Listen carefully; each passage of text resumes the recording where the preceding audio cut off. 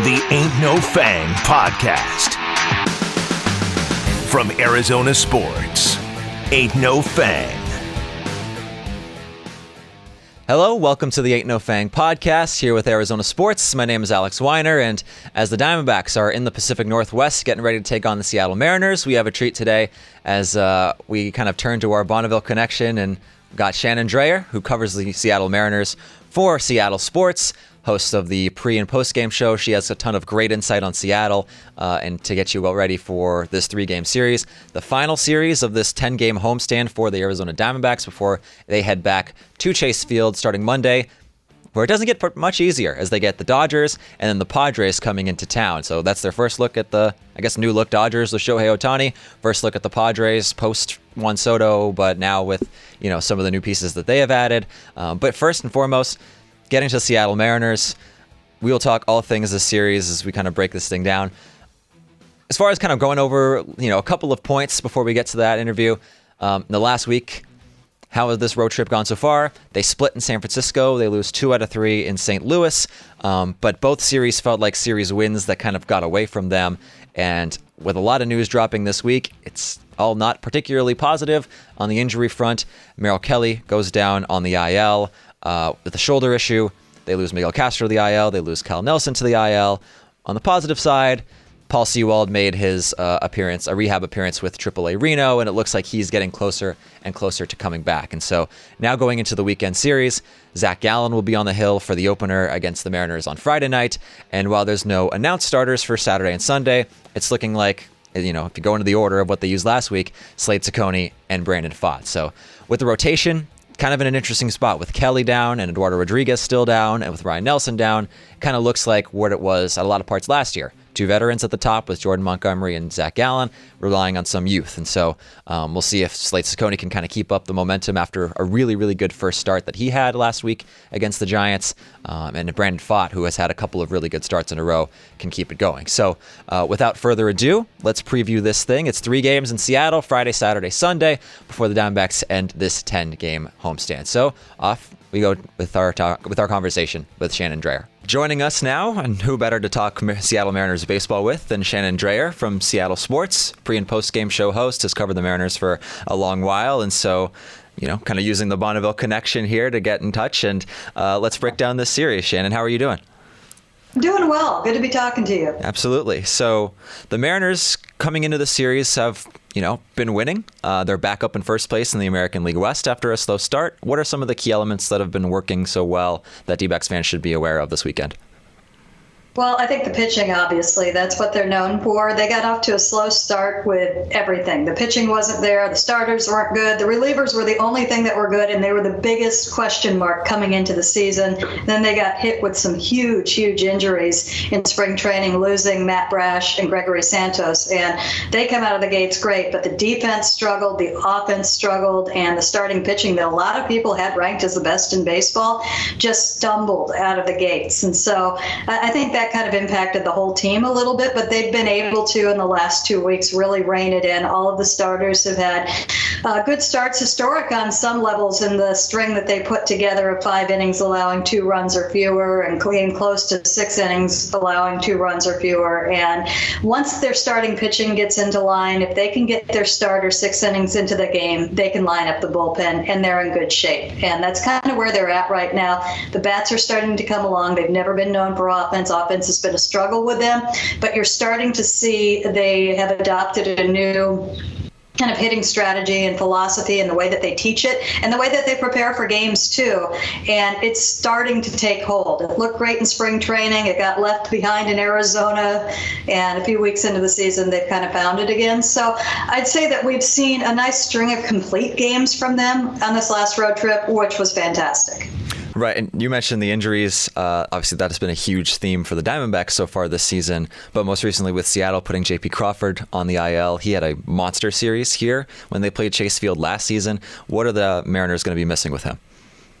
A lot. He's actually gotten off to a slow start with the bat, and some of the peripheral numbers were good. I mean, he's been hitting the ball hard, but he hasn't been productive, and that's hard as he's their leadoff hitter and also definitely one of the emotional leaders of the team. And you've got one of the other emotional leaders of the team. Gino Suarez was another one of those the last couple of years. So they lose a little bit of that, but really he had been struggling with the bat. So I think more what they lose is what they're going to lose when he comes back. It's an oblique injury. We don't have a timetable. We know it's grade 1. If I were to put, a guess on it, which I don't like doing, he's going to be out probably at least for a few weeks. So they're going to have to get by without him. Dylan Moore takes over at shortstop. He's their longtime super utility player, decent shortstop, really good against left-handed pitching. But you don't put him into the leadoff spot. They had actually Josh Rojas in the leadoff spot against a righty the other day, and then against the lefty, they went with Julio Rodriguez. It'll be interesting to see if they just put Julio into the leadoff spot where he's hit quite a bit before over the last couple of years, or if they do the lefty-righty matchup with Rojas, who has started out very hot. Yeah, I was going to ask about Josh because it seems every 6 months that the Diamondbacks and the Mariners make a different trade with each other, and obviously Rojas being part of the package for Paul Sewald last year. You mentioned Suarez this offseason. So how are some of the former Diamondbacks like Josh Rojas and Dominic Canzone? I know he's injured right now, but what kind of starts have they gotten off to? Well, Rojas has been fantastic. He's been one of the most consistent hitters that they've had on the team from the get-go. When everybody else was struggling, he was going just fine. Now, they do platoon him, so they are spotting him in a situation where he is going to have success. But he has earned some starts against lefties as well, and that has, it's warranted a second look. And now I think with JP out, you might even see that a little bit more. But he got off to a little bit of a slow start when he got over to the club last year. But the thing that he liked is you could plug him into that 9 spot in the lineup, and he really embraced that role. He likes the idea of getting on for the big guys, for Julio Rodriguez and Mitch Haniger and Jorge Polanco, whoever is at the top, and it was J.P. Crawford.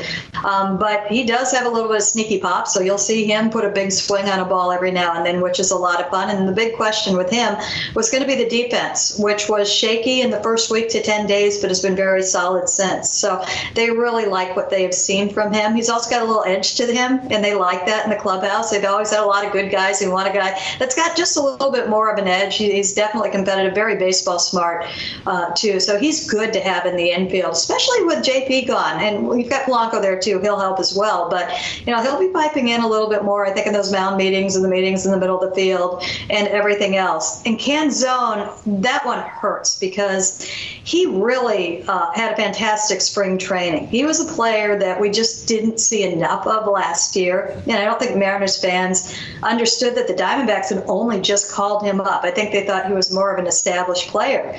So you have to give him time to, get that first year stuff out of the way.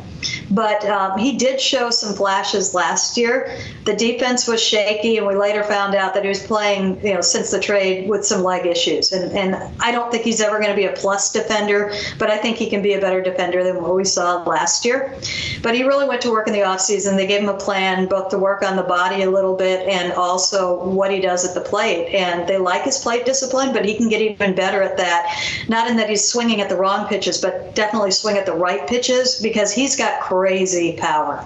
He has hit the Hit It Here Cafe. He's hit a couple of 400-foot shots. He has got just sneaky. If Rojas has sneaky, Rojas is probably more sneaky power than Dom Canzone. He could, that could be a bigger part of his game as he goes forward. But he really fits into that isn't going to strike out a ton mold that they like with him. And as he kind of learns a little bit more about, getting your pitch and tunneling pitches at the plate, I think he's got a shot to be a really nice hitter. We just got to get him healthy at this point. Right, and he's been on the IL for around 10-ish days now. Is there any chance he comes back for this series, or is that kind of by the wayside? I don't think so. We only get injury reports on the first day of a homestand. So we really have no idea what he's doing. I would say definitely not, because if he was close, then he would have been on the road at some point with the team. So no, you're not going to see him. Right. And with Rojas, obviously kind of a fan favorite here, being a local guy. So I'm sure a lot of fans will have a close eye on him. With Suarez, really, really good first week, kind of made a huge first impression offensively, defensively. Since then, it's been a little bit up and down. Watching him play the last couple of years, what have you noticed about him as far as when he can get hot and when he's not so hot? Well, that's it exactly. He's a streaky player, and strikeout is a huge part of his game. And I think you just kind of have to ride the highs and endure the lows with him because, he can hit a lot of home runs, but, he can also go on stretches where there's going to be a lot of frustration at the number of times he strikes out. Now, Diamondbacks coaches, maybe they can get through and perhaps get a little bit more out of him, but he's always going to be that type of player where you trade the strikeouts for the power potential and what he can bring there. He's never going to, have a great eye at the plate.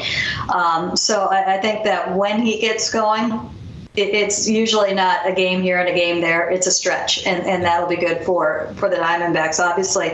Also, he really, really improved his game defensively while he was with the Mariners. Mariners have got a great defensive coach, Perry Hill. He's considered to be one of the best in the game, and he's coached a lot of Gold Glovers. And Suarez was a great student to that, and he got very excited about his defense, which takes a lot of pride in it. Which it's really neat when you see a player, especially one who's been in the league for a little while, really kind of take a step forward and get excited about it and kind of identify with that a little bit more. So his defense has been missed. Rojas has been good, but it hasn't been that next tier that Suarez is at, and that is so important for the pitching. And I think that was a little bit of the problem that we saw in the first 10 days where the pitchers struggled. There were definitely balls that were getting through the infield that weren't last year. Right. It's been fun to watch Suarez play defense just because the footwork, the arm strength is a lot better than I would have guessed. And it's just kind of fun how textbook it has been. Rojas last year playing third base. He started the year as their third baseman. And I think for the first month of the year, we were kind of looking at each other like, could he be a Gold Glove candidate here at third base? And then it fell off a little bit. But for him to continue to make strides, it's good to hear. Kind of going back to the pitching, it looks like the Diamondbacks are going to miss Luis Castillo, but they will get George Kirby and Logan Gilbert in this series, as well as Emerson Hancock. What have been some of those changes that you've seen from guys like Kirby or Gilbert who may not have started the season quite up to their standard, but have now kind of hit their stride? I think it's just getting into their seasons. They are both good to great pitchers, and they both, I think, could be on, George was, I think, fourth or fifth in Cy Young voting last year. And if he takes that next step forward, he's easily, top three, if not wins one. I think everybody believes there is a Cy Young award in George Kirby's future. The one thing with him, and he's known for being an extreme strike thrower and pretty much the best in the league, we'll go ahead and say that, is that if he is throwing strikes and is going to be around the plate, then hitters are looking around the plate for him. And he's been very stubborn, and anytime he's had a stumble, it's I just need to fill up the zone. I'll be back next week and I'll fill up the zone and everything will be great. But I think, as you know, the great pitchers also have the ability to expand the zone and take the pitch out of the zone and bury a breaking ball in the dirt and get swings and misses along those areas. That has not been George's game. It's a part of his game that he's working on, and it's not as easy to throw a curveball in the dirt as you might think it is. And sometimes your slider that you were trying to get a few inches or 6 inches off of the plate comes over the plate, so that can be a little bit scary. So that's kind of been what he's been working on a little bit more, is taking that next step and not relying on pinpoint precision within the zone, which has been very successful for him. So the next step he takes, just takes him to the absolute upper level tier in the game. And Logan Gilbert has been so fun since the day he came up. He was a noted prospect, and he had the fastball and kind of the big curveball and a little bit of a slider, and he has completely changed everything. He is, I don't know if you ever heard how crazy Ichiro was about his workout routines and everything that he did to be who he was at the plate, and different equipment and different study and doing different things. I think Logan Gilbert to pitching is kind of what Ichiro was to hitting in preparation. And we joke about the bag of tricks that he carries around. He carries around a big duffel bag that's got, he had the water ball before anybody else had the water ball, and he's got, the oven mitt that he throws with too. He had that before anybody. There are all sorts of different pieces of equipment, and you'll see him just way before and way after anybody is at the facility in spring training. Logan Gilbert is out on the mound, even sometimes without a baseball, just going through his motions, which when you're his size and you have, some of the biggest extension in the league, you have to. You lose track of those limbs, you don't know where the baseball's going, and you've got trouble. It's not as easy for him, but he has added a cutter this offseason, added the splitter last offseason, and looks nothing like the pitcher he was when he first came up. And in addition to that, he's now been in the league for 4 years. He can read swings. He knows hitters. You add, the head part to it. He's, a force. He's a guy that if he doesn't have his best fastball or his best any pitch on any day, he's got 2 others that he can replace it with, and he does. And he works beautifully, as do all the pitchers with Cal Raleigh. So Logan's been fun in that you wondered what his ceiling was when he was coming up, and then you saw him, you're like, well, maybe we're talking more about what his floor is. And then the next thing, every other year it gets better. And this year, once he kicked in, I think he only had one sort of shaky outing. Once it kicked in, he's been dominant, even on the days where he has not had his best stuff. Right, and we've seen that here with Zach Gallen, where he would talk after a game where he'd be like, "Ugh, I really didn't feel that well." And it's like, didn't you go 6 innings with 1 earned run in this game? So I'm kind of used to that as far as somebody who's obsessed with getting better and better. It's going to be a tough series for the Diamondbacks offense as far as facing those 2 guys, facing that bullpen, considering it's been an offense that's kind of run hot and cold throughout the season. They'll win one game 17-1 and then lose the next game 5-1. So it's been kind of that kind of year. Injuries play a part in that, but it's an offense that's kind of struggled in high leverage moments, but can kind of pour it on if they can kind of get into a rhythm. So it's going to be a big series for them. One more question for you, just because it's unbelievable how many times these 2 teams have traded with each other. Is there going to be another one every 6 months at this point? Do you see coming? Oh, I haven't even thought about that, but I probably should start looking at it. But no, they match up really well. It's, they've needed infielders, outfielders, and position players seem to have been a strength, and everybody always needs pitching. Yeah. And I think, when you look at what they've done with the relievers, they kind of call it the lab, the Mariners pitching lab, and they turn players that, are close to being done with their careers into, closers and top leverage players and players that, have a rebirth. And, right now we're looking at what Gabe Spire is doing, and nobody knew who he was a year ago. And right now he's probably the second best, I believe, by the numbers, lefty reliever in baseball. And he's coming off 4 straight outings with a minimum of 2 strikeouts each. And he's coming in the toughest spots of games. He's the one that right now, and it doesn't really even matter if it's left or right anymore. Scott Service, if the game is on the line in the 7th inning or the 8th inning, or even in the 6th inning with 2 outs and there's a bases loaded jam, he's going to Spire. He's the guy that you're going to see. And, he had a very pedestrian career up until he got to the Mariners, and they got their hands on him. They're not big changes that they make with most of them, but they are effective. And now he's got a year under his belt and the confidence that goes with that. So, they have the ability to create those players to kind of get the best out of, to find them and then get the best out of them is what they do. And that's what enabled them to trade Paul Sewald. Yeah, and speaking of Sewald, it's a shame he's not going to be. It doesn't seem like he's going to be ready for this series. He has been, throwing in AAA Reno as he's rehabbing from an oblique that has caused him to miss the first about month of the season by now. So he might come back on their next homestand, but it would have been fun to watch him up in Seattle and see what kind of reception he got. But anyway, Shannon, thank you so much for the time. Really do appreciate it.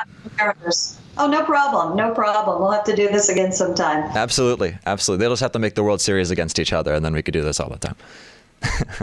Or if they trade with each other again, then there you go. But thank you so much. And that is very possible.